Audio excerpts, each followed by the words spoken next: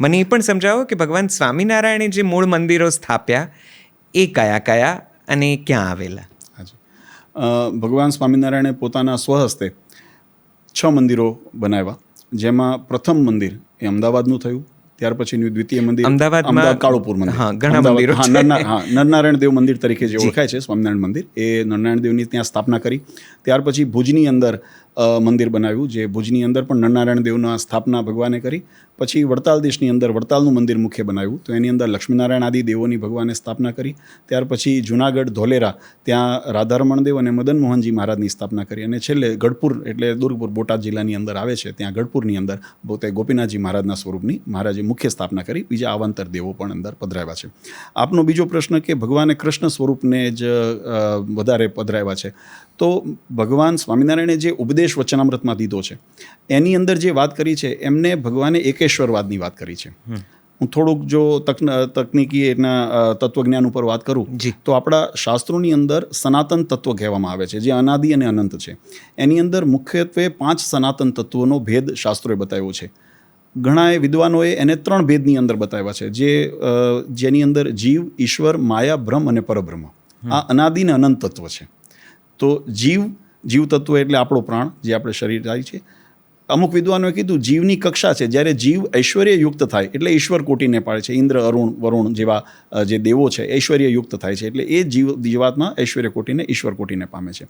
અને એ જીવ જ્યારે મુક્ત થઈ જાય છે, ભગવાનના મય થઈ જાય છે, બ્રહ્મરૂપને પામી છે, ત્યારે એ જીવાત્મા બ્રહ્મરૂપ થઈ જાય છે. એટલે આ જીવ, ઈશ્વર અને બ્રહ્મ એ જીવની જ કેટેગરીઓ છે, એટલે એને એક તત્વમાં લીધું. અને બીજું માયા અને પરબ્રહ્મ, તો આ 3 તત્વ સનાતન ધર્મની અંદર સ્વીકાર્યા છે. કોઈ પણ સંપ્રદાય હોય એ આ તત્વને સ્વીકારે છે.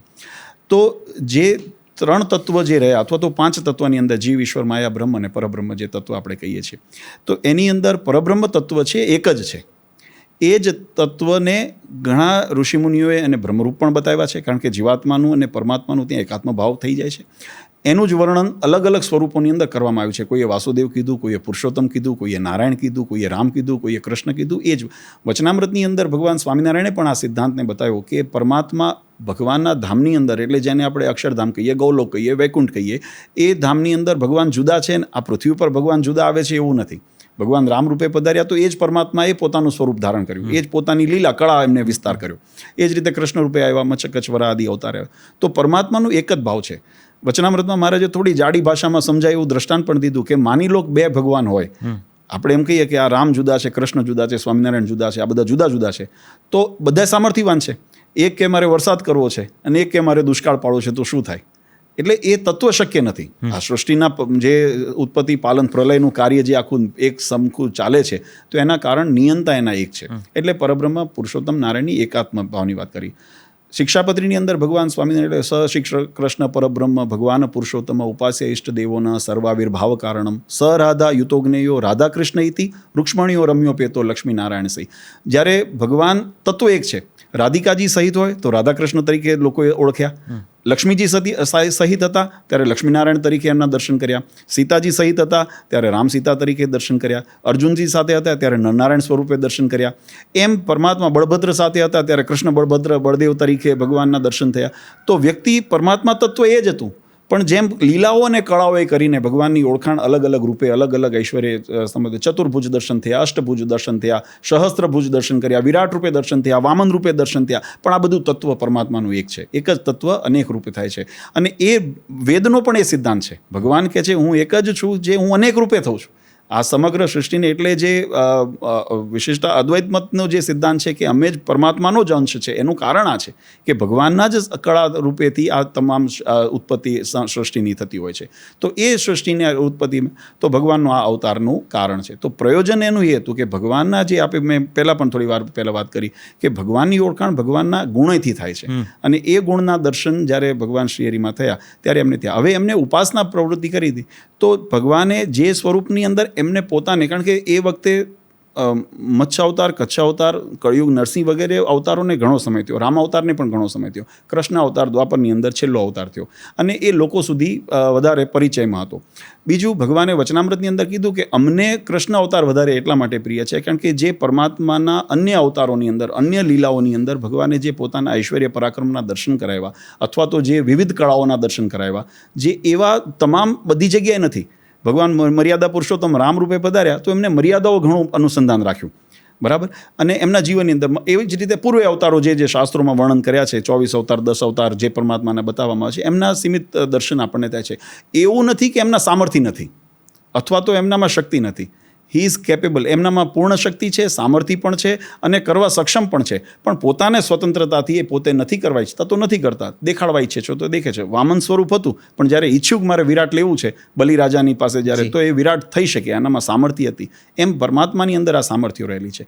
તો કહેવાની પાછળનો ભાવાર્થ એ છે કે ભગવાને જે એકેશ્વરવાદની વાત કરી, એમાં જે કૃષ્ણ અવતારની અંદર જે લીલાઓનું ભગવાને જે દર્શન થયા છે, જે શ્રીમદ ભાગવત આદિ પુરાણોની અંદર પણ વિસ્તારથી વર્ણન કરવામાં આવે છે, જે કલાઓના દર્શન થયા છે, એવા સંપૂર્ણ દર્શન બીજા કોઈ અવતારોની અંદર નથી થયા. એટલે મહારાજ કીધું અમને પણ એ અમારા ઈષ્ટ લાગે છે. એટલે એકાત્મ ભાવ હોવા છતાં પણ પરમાત્માએ, અને એ સ્વાભાવિક રીતે આજે જ્યારે સમાજ ઉપર એક મારે દિશા નિર્દેશ કરવો હોય તો પ્રથમ એ માર્ગ ઉપર મારે ચાલવું પડે. એટલે ભગવાને આચરણ દ્વારા એ ઉપાસના ભક્તિની પદ્ધતિને, પરંપરાને કીધી. પણ એક વાત બહુ સુંદર વચનામૃતના અને શિક્ષાપત્રીની અંદર મહારાજે લખી, મહારાજ કે ઉપાસના અને ધ્યાન કરવા કોઈ હોય, યોગ્ય હોય તો એ પરબ્રહ્મ પુરુષોત્તમ ભગવાન એક છે. કોઈ પણ વ્યક્તિ ગમે તેટલો સામર્થ્યવાન થઈ જાય, હથેળીની અંદર ચંદ્રમાના દર્શન કરાવે એટલી એનામાં સિદ્ધિ હોય તો પણ ધ્યાન ભજન ઉપાસનાને યોગ્ય નથી, કારણ કે એની પાસે કલ્યાણ નથી. છે જીવ, ઐશ્વર્યયુક્ત છે, કદાચ બ્રહ્મરૂપે પણ થઈ જાય, પણ એની ઉપાસના એટલા માટે નથી શાસ્ત્રોએ બતાવી કે એ કલ્યાણનો પ્રદાતા નથી. કલ્યાણના પ્રદાતા પરબ્રહ્મ ભગવાન એક છે. એટલે ઉપાસ્ય ઇષ્ટ દેવોના સર્વાવિર્ભાવ કારણમ, શિક્ષાપત્રીની અંદર મહારાજે એકેશ્વરવાદની સ્થાપના કરી. એટલે જે વિવિધ મંદિરોની અંદર ભગવાને સૂર્યનારાયણને પણ પધરાવ્યા છે, ગણપતિ જે આપણી સનાતન વૈદિક પરંપરાની અંદર પંચદેવને માન્ય જે વેદોએ કર્યા છે, અને બ્રહ્મરૂપે જેને એકાત્મ ભાવ બતાવ્યો છે, આને પણ જો સ્વરૂપ અલગ અલગ છે, ગણપતિ, શિવ, પાર્વતી, વિષ્ણુ, આ બધા સ્વરૂપ અલગ અલગ છે, પણ એને બ્રહ્મરૂપે એકાત્મ ભાવ એનો પણ બતાવ્યો છે. અલગ અલગ યુગની અંદર, અલગ અલગ મન્વંતરની અંદર, અલગ અલગ જ્યારે સૃષ્ટિના ઉત્પત્તિ પાલનનું જ્યારે કાર્ય થયું ત્યારે અલગ અલગ શક્તિના રૂપે પરમાત્માએ જે કાર્ય કર્યું છે, એટલે બ્રહ્મરૂપે એકાત્મ ભાવ એનો બતાવ્યો છે. તો એ સિદ્ધાંતથી ભગવાને એકેશ્વરવાદની સ્થાપના કરી અને પોતાને જે અતિ પ્રિય, જે પરમાત્મા કૃષ્ણનું જે સ્વરૂપ હતું અને જે ઉપાસના ભક્તિ માટે અતિ અનિવાર્ય હતું, એવા સ્વરૂપોને એમને પ્રધાનપણે પધરાવ્યા. અને એમને વડતાલની અંદર એક આપે કીધું કે ભગવાને પોતાના હસ્તે પોતાની, તો વડતાલની અંદર એક એમને અપવાદ, હરિકૃષ્ણ મહારાજ અને વાસુદેવ નારાયણનું સ્વરૂપ, એ મહારાજે પોતાના સ્વરૂપો ત્યાં વડતાલની અંદર પોતાના સ્વહસ્તે પધરાવ્યા. બીજા મંદિરોની અંદર જે ઘનશ્યામ મહારાજ કે ભગવાનના હરિકૃષ્ણ મહારાજના જે સ્વરૂપો કે પધરાવ્યા છે, એ ત્યાર પછી અમારા પ્રથમ આચાર્ય જે રઘુવીરજી મહારાજ અથવા અયોધ્યા પ્રસાદજી મહારાજ અમદાવાદ દેશમાં થયા, એમના દ્વારા અથવા તો એ પરંપરાની અંદર સ્થપાણા હોય. પણ વડતાલમાં જે હરિકૃષ્ણ મહારાજનું અને વાસુદેવ નારાયણનું સ્વરૂપ ભગવાને સ્વહસ્તે પોતે એ પધરાવેલું સ્વરૂપ છે. માટે કદાચ વડતાલ ધામનું વિશેષ મહત્વ છે.